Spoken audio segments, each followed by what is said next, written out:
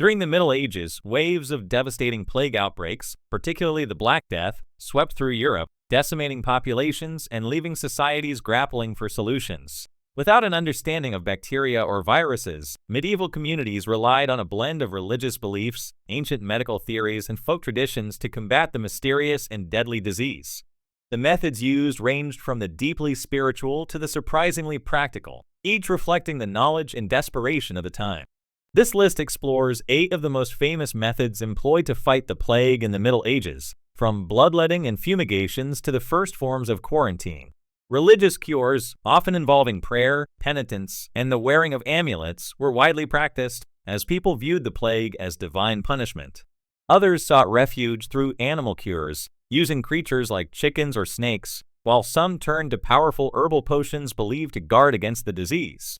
For those who could afford it, flight from infected areas was a common, albeit sometimes ineffective, means of escape, while marginalized groups faced persecution, often unfairly blamed for spreading the illness. These approaches, though varied in effectiveness, offer a window into the medieval mind's resilience, resourcefulness, and reverence in the face of widespread catastrophe.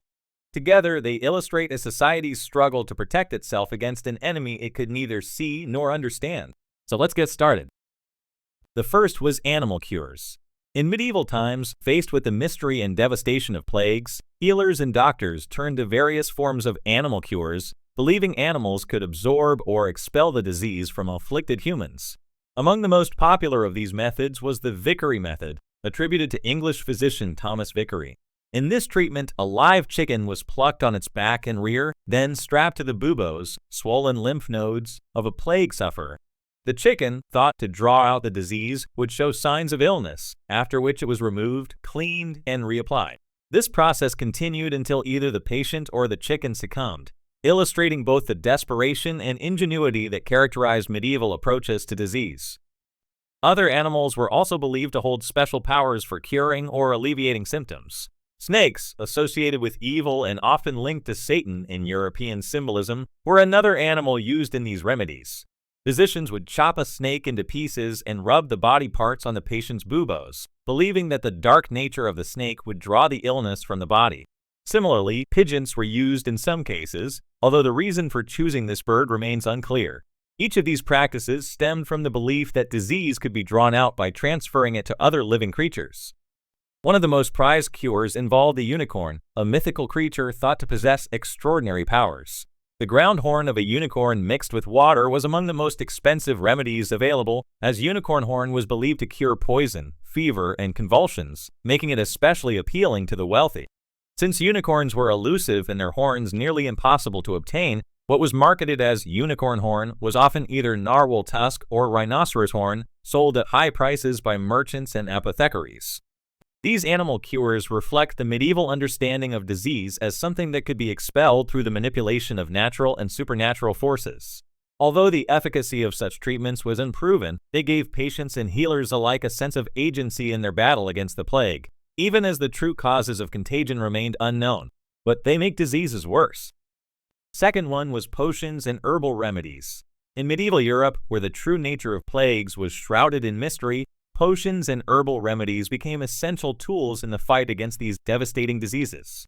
Rooted in the belief that certain herbs, minerals, and even precious stones had protective or curative powers, these concoctions often combined ingredients with symbolic significance and medicinal properties.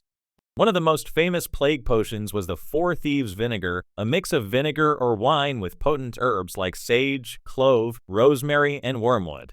According to legend, 4 thieves used this vinegar to safely rob homes of plague victims, supposedly protected by the potion's potent combination. The recipe gained popularity and became a staple remedy against infections, with the herbs in the vinegar believed to ward off bad air and strengthen immunity.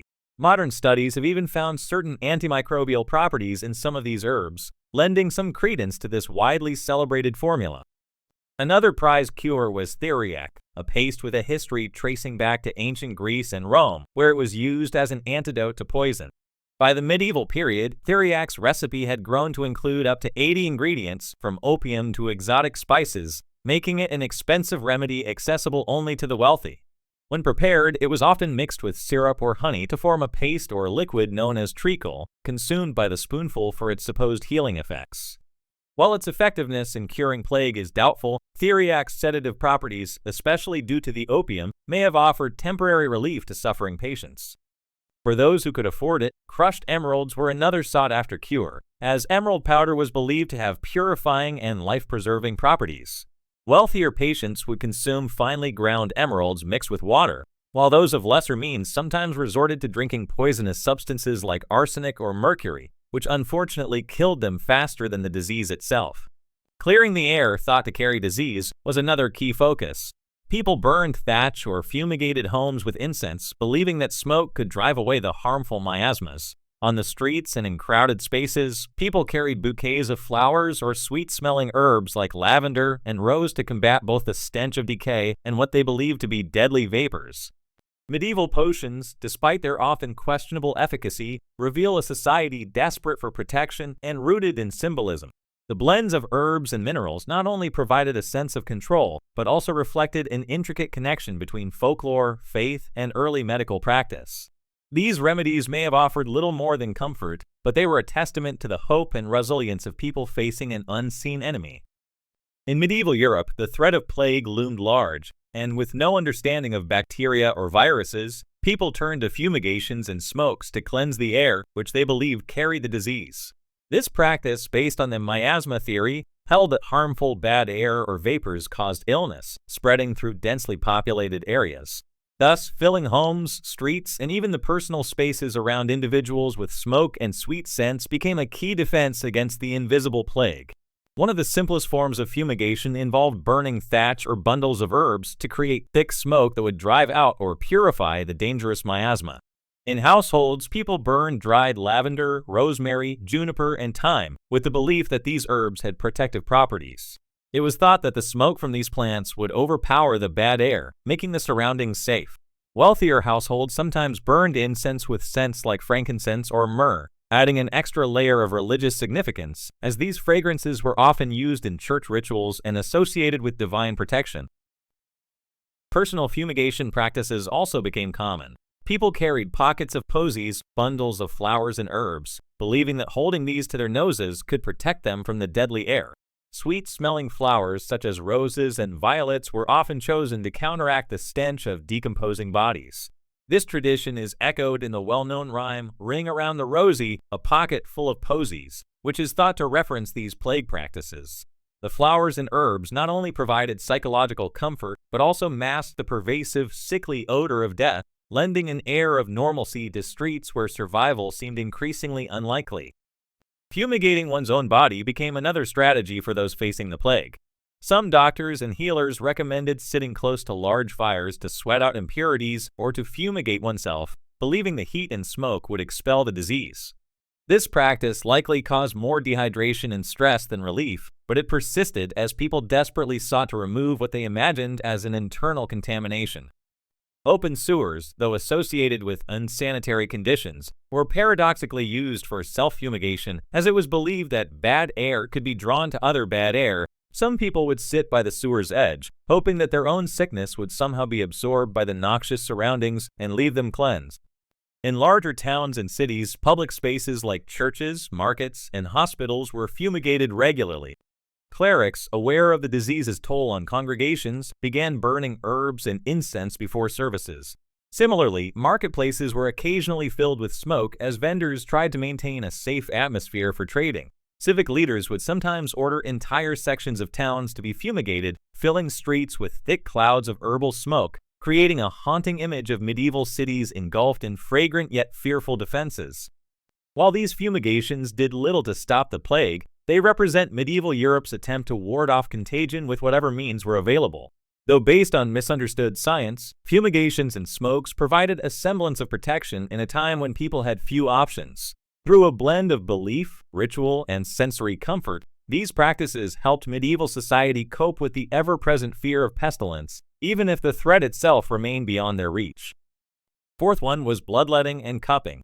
In medieval times, bloodletting and cupping were among the most common treatments for diseases, including the deadly plagues that swept across Europe. Rooted in ancient Greek and Roman medical theories, these practices were based on the humoral theory, which held that health depended on the balance of four bodily fluids: blood, phlegm, yellow bile, and black bile.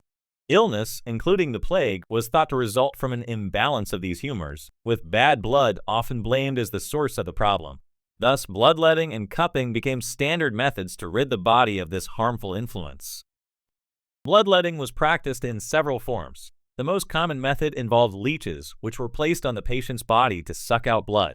Leeches were valued as precise and controlled means of drawing blood without major incisions, making them popular with doctors and patients who could afford the costly procedure. Those who could not pay for leeching turned to other forms of bloodletting, such as venesection, where a small incision was made with a knife to release blood from veins near the afflicted area. For plague sufferers, these cuts were often made close to the infected buboes, with the aim of releasing the toxins believed to concentrate there. An alternative to venesection was cupping, a practice involving the use of heated cups that created suction on the skin. Cupping was thought to draw the disease to the surface, effectively pulling it out of the blood. Physicians would heat the inside of a cup, then place it upside down on the patient's skin. As the cup cooled, it would create a vacuum, causing the skin and underlying tissues to rise into the cup.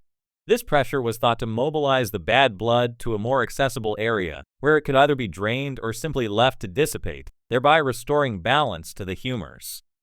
In some cases, bloodletting and cupping were combined, particularly when treating the buboes associated with the plague.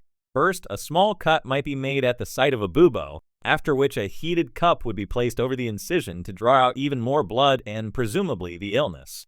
Following this, a paste made of herbs or even human waste was often applied to the wound to draw out additional toxins and ideally promote healing.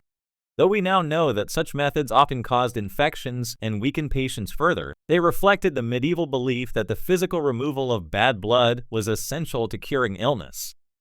Despite its limited efficacy, bloodletting was trusted due to the lasting influence of ancient medical authorities like Galen and Hippocrates.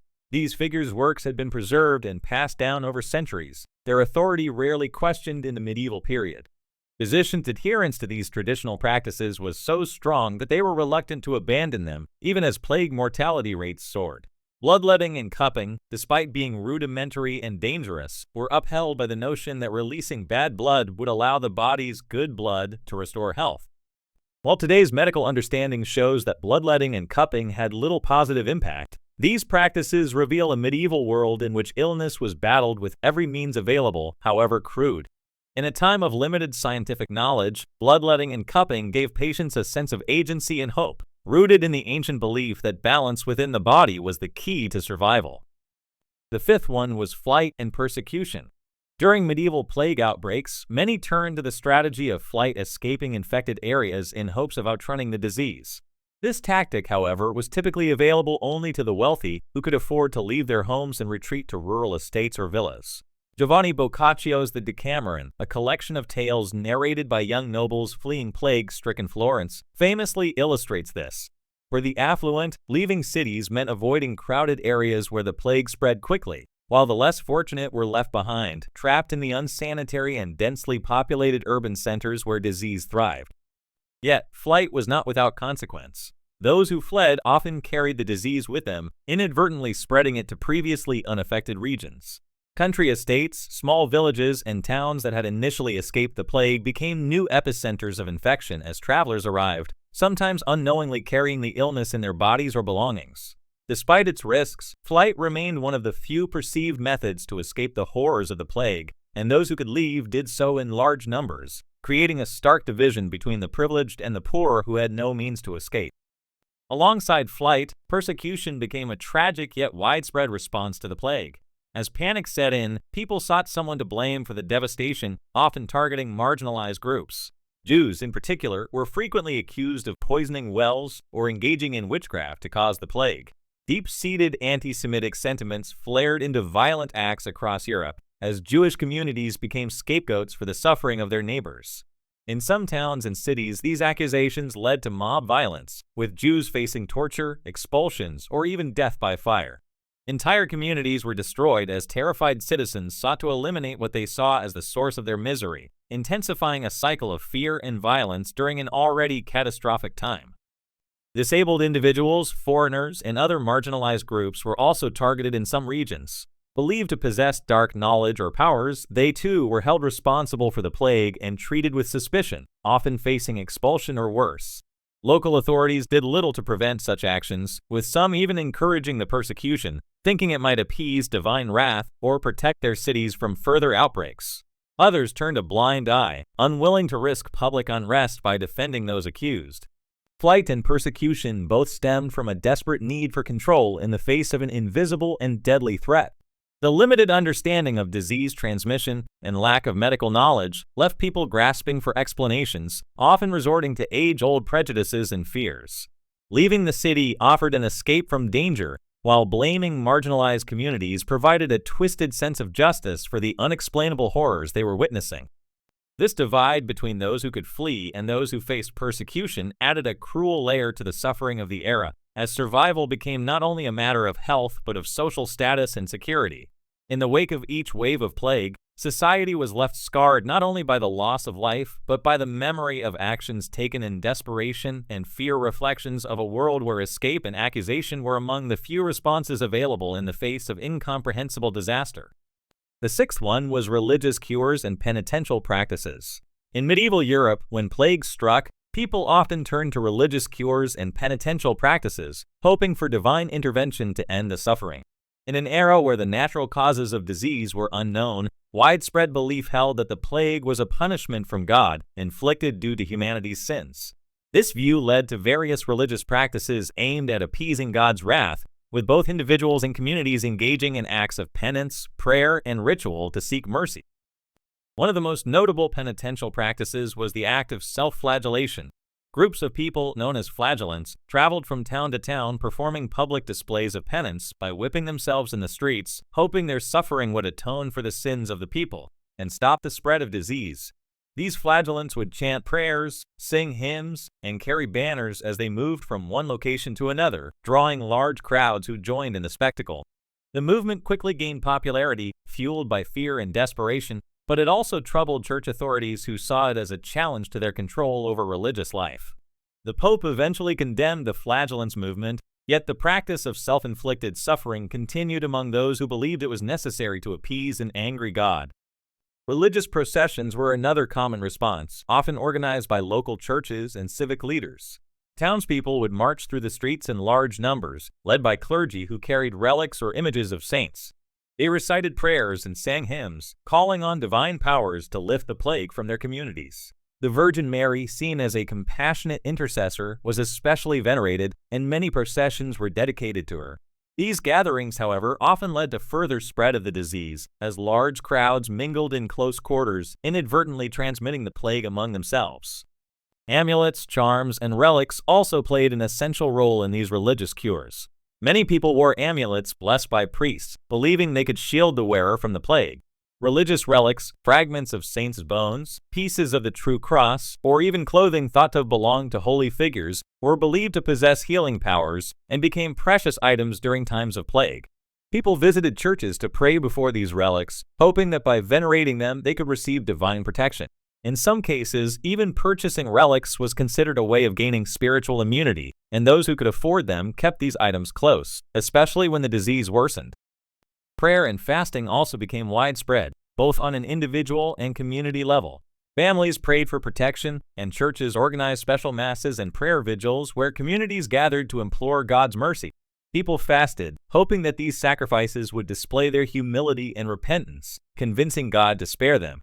Some towns even imposed mandatory fasting or collective acts of penance, believing that coordinated displays of faith would be more effective in gaining divine favor. In the desperation of the era, persecution of certain groups also took on a religious dimension. Some people believed that removing perceived sinners from society could cleanse the community of sin and, by extension, of plague. Marginalized groups, like the Jewish community, often became targets, accused of angering God or causing the disease through nefarious means.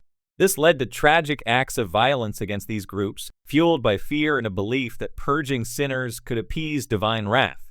Ultimately, religious cures and penitential practices reveal the profound role that faith played in coping with the uncertainty of medieval life. With few scientific understandings of disease, people turned to familiar religious frameworks to interpret and respond to the plague. While these practices offered psychological comfort, they often had little effect on stopping the spread of the disease. Yet in a world where illness was shrouded in mystery, Religious devotion remained one of the most accessible and reassuring means for people to seek hope, protection, and healing. The final one was quarantine and social distancing. In medieval Europe, as plagues swept through densely populated cities and towns, quarantine and social distancing became some of the most effective, if rudimentary, tools for controlling the spread of disease. Although people did not understand the true cause of plagues, they recognized that close contact could spread infection. This led to the development of quarantine practices, especially in port cities where the risk of importing illness from other regions was high. The city of Ragusa, modern Dubrovnik, Croatia, became one of the earliest adopters of quarantine measures, establishing laws to isolate ships, people, and goods entering its harbors. The quarantine practice began with a Trentino, a 30-day isolation period for incoming ships suspected of carrying plague. This initial approach evolved into the Quarantino, a 40-day isolation mandate that influenced the modern term quarantine. The choice of 40 days was not arbitrary, it carried religious significance, symbolizing a period of purification in the Christian tradition. This extended waiting period allowed officials to observe newcomers for signs of illness before allowing them into the city, preventing potentially infected individuals from entering and spreading the disease. The Quarantino became a model that other European port cities would eventually follow. Beyond port policies, quarantine practices expanded to entire towns where infected households were isolated from the general populace. In some cases, cities imposed strict lockdowns, sealing off affected neighborhoods and enforcing stay-at-home orders. Milan is noted for implementing rigorous quarantine measures, including the construction of a pest house, a facility located outside the city walls where infected individuals were housed and treated separately from the healthy population. This containment approach, though harsh, proved effective, as Milan experienced lower mortality rates compared to cities that did not impose such stringent measures. Social distancing, though not termed as such at the time, became a natural extension of quarantine practices. Infected individuals and their families were often shunned, with community members avoiding physical contact. Those suspected of illness were prohibited from attending church services, markets, and other public gatherings. These restrictions, though isolating, were accepted by the public as a necessary sacrifice to protect the community. Unfortunately, enforcing such measures was challenging, especially as wealthy citizens would sometimes evade quarantine by paying bribes or relocating to the countryside, inadvertently carrying the disease to rural areas. Public health laws mandating quarantine evolved with each new outbreak. Cities experimented with quarantine stations, temporary pest houses, and even the fumigation of letters and goods. In Venice, authorities took the additional step of building the lazaretto, a permanent quarantine hospital where infected individuals could be housed away from the city center. This facility provided both isolation and treatment, marking one of the earliest examples of a public health institution focused on infectious disease control. The effectiveness of quarantine was most apparent in cities that enforced the rules strictly and early on. For example, Ragusa's quick implementation of Quarantino laws helped reduce the influx of disease into the city. Similarly, Milan's unwavering stance on social distancing led to lower plague fatalities, proving the benefit of separating the sick from the healthy. However, in cities like Genoa and Venice, where quarantine efforts were delayed or unevenly applied, the disease spread more rapidly, demonstrating the importance of early and consistent enforcement. While the concept of quarantine may seem rudimentary by today's standards, it was an innovative and effective approach for the medieval world where knowledge of disease transmission was limited. Quarantine and social distancing, though isolating and sometimes controversial, provided a semblance of control over the spread of plague. These practices laid the foundation for future public health responses, becoming a lasting legacy of the medieval struggle against epidemic disease. In reflecting on the 7 famous ways to fight the plague in the Middle Ages, it's clear that these responses, while varied and often inventive, were ultimately limited by a profound lack of scientific understanding. With religion and superstition as guiding principles, the methods were a mix of hope, fear, and desperation rather than effective medical interventions. Practices like bloodletting, animal cures, and the reliance on amulets underscore a reliance on ancient theories and symbolic rituals rather than empirical observation, sometimes worsening patients' conditions rather than improving them. Moreover, the persecution of marginalized groups as scapegoats reveals the darker side of these attempts, highlighting how fear can lead to tragic and misguided violence. However, certain measures, such as quarantine, offered a glimpse of what would eventually become cornerstones of public health. The establishment of isolation practices in places like Ragusa and Dubrovnik and Milan's strict enforcement of social distancing showed practical insight into disease containment, even if their reasoning was steeped in religious and cultural beliefs. These small successes in containment foreshadowed the more systematic approaches that would later shape modern epidemiology. Ultimately, the medieval methods to fight the plague were both a testament to human resilience and a stark reminder of the consequences of limited knowledge. They show the lengths to which society will go to reclaim control in crisis, though often at a high human cost when science and understanding are scarce. Thanks for watching, and don't forget to like, share, and subscribe for more deep dives into history's fascinating struggles. See you soon.